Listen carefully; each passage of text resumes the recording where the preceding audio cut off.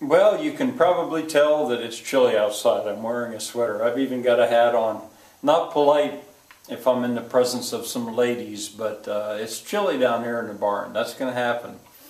All right, class vocabulary. This is the fourth day that I'm taking words this week. Three more words, and we're back to Kenneth. I'm using his notes. That's where I'm getting these words. The first one, when I say to the class who's got a word to offer, there's Kenneth, and he says, I've got zenith. Zenith. Okay, and I'll write it, and have I got it spelled right? And he'll look and say, yep, you got it right. You're good. And then I'll maybe ask the class, all right, does anybody hear how many syllables are there and which one is stressed? And they might guess right, maybe wrong. Eventually someone might say 2 syllables, and the first one is stressed. Zenith, that's right.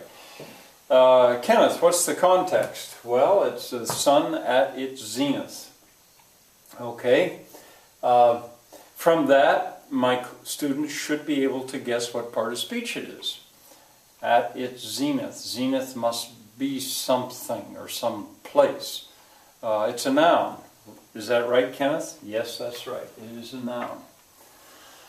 All right, does anybody know what the zenith is? And I don't know if my 8th graders would normally know this. They might. You know, I'll have some 8th grader whose vocabulary is more advanced than the others. They might.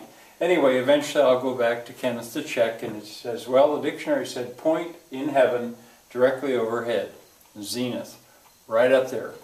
Okay, good. Now the etymology. Can anyone guess? I left this blank because I'd like you to guess. I'm puzzled with what his notes said. I see that Z, and I also think about this being a kind of a scientific-looking word, and I think Greek. That must be Greek, or maybe Arabic. Well, I don't know. I didn't go and check, but according to his notes, that was not the case. According to his notes, it came from Latin. Probably worth checking. That might be misinformation. That's why I put in parentheses a question mark to indicate doubt on my part. All right, good. Thank you. Does anybody else have a word? And there's Kenneth again. He says divans. Divans instead of beds. Divans. Okay, good. How many syllables? Which one's stressed? They guessed for a while. Hopefully they get it right away. Otherwise it would be divans. It's divans. There's 2 syllables, and the first one is stressed. Can anyone tell what part of speech it is? Well, beds. You know that beds name things? Maybe it names something. Noun. Check with Kenneth. Yep, it's a noun. Good. Divans. Anyone know what divans are? And there would be guesses, and I think maybe a student might know, maybe not. But eventually I go back to Kenneth, and he says they're couches with cushions. Now, I purposely left this blank because I was really wanting you to guess on this one. Etymology, says Doc Blanchard, is the frosting on the vocabulary cake. The frosting, it's the best part. Well, here is an interesting etymology. Where do you suppose that comes from? And they could guess all over the place. I can't imagine that you would guess it. But the correct answer is Persian.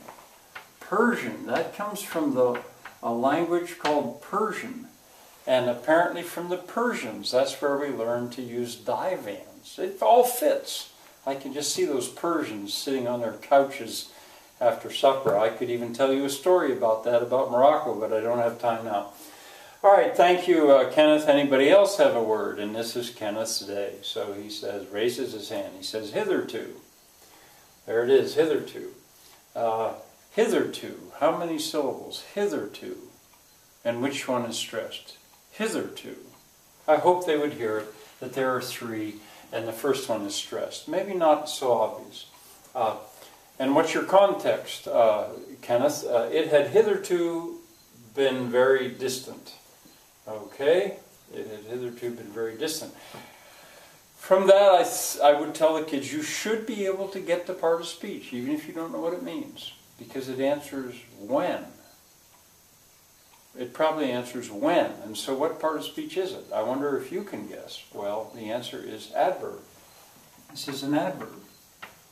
Notice I'm not getting the sources of these. They're not in the kids' notes, but if I wanted to, I'd say, well, where did you run into that word? And I would expect Kenneth to be able to tell me just where. Okay, it had hitherto been very distant. And what does it mean? Anybody know? And I don't know if they would know. But Kenneth says, until now. Up until now. Okay, good. The etymology. Now, I would be very confident in my guess with this. And I would tell the kids, I'm confident. I think I know. And I would let them guess a little bit. And if one of them guessed Latin, I'd say, that doesn't look Latin at all to me. No, I wouldn't think so. Or somebody guess Spanish or say, what? Somebody say Chinese. Well, they just would want to have attention. I'd say, no, that looks like it's Old English to me. And sure enough, I would get that one right. This is Old English. All right, part of a whole series of words like henceforth is one of them, or forthwith, or a whole bunch of words that it's almost a shame that they're gone. All right, can anybody take that first word, zenith, and put it into a sentence proving that you know what it means? Somebody raise their hand and says, I am at the zenith in my hot air balloon. Okay, I might point out that it could also be the highest point not only in heaven. So maybe some kid would say, she was at the zenith of her career when the movie flopped. Oh, that's a good one. I like it. How about divans? And I always get three. I'm looking for three. I don't always get three. How about divans? Someone raised their hand. I slept on the divan. Yes, you can take that S off. Good. That proves it. Somebody else. Divans are what rich people have in their houses. Okay, good. That works. I get three. How about hitherto? This would be hard for them to do. Hitherto, I did not understand vocabulary. But I do now. Thanks, Mr. Anderson. Whoa. Thanks to you. Hitherto. Up until now, I had not. Oh, good. I like that. Anybody else? Hitherto, I didn't like pickles, and I still don't like pickles. Good. Hey, that's fun. Anybody else? And maybe get another one. All right, two in one sentence. At the zenith of his career, he bought many divans and gave them to friends. Wow, that's kind of weird. That's good. You proved to me that they know what. I believe that you know what those words mean. Anyone else? Hitherto, he had never sat on a divan, but when he went to Persia, he tried it. Oh, I really like that. All three in one sentence. At the zenith of his career, he bought divans, which he had hitherto not known about. Wow, that's good. Okay, and I would maybe say, how about an allusion to Gilgamesh? Enkidu sat on a divan as he thought about the zenith of Gilgamesh's career, which he hitherto had not cared about. Stupid sentence, but I don't care. It would show me that you know what those words mean. All right, tomorrow we've got now 12, and tomorrow I'm going to give you probably only 9 of them. You need to be, when you come to class, you need to be able to spell them correctly. You need to know what they mean, and I'll give them to you, and then I'll expect you to be able to write sentences with them. That is part of your quiz tomorrow. I have another video today. See you soon, I hope.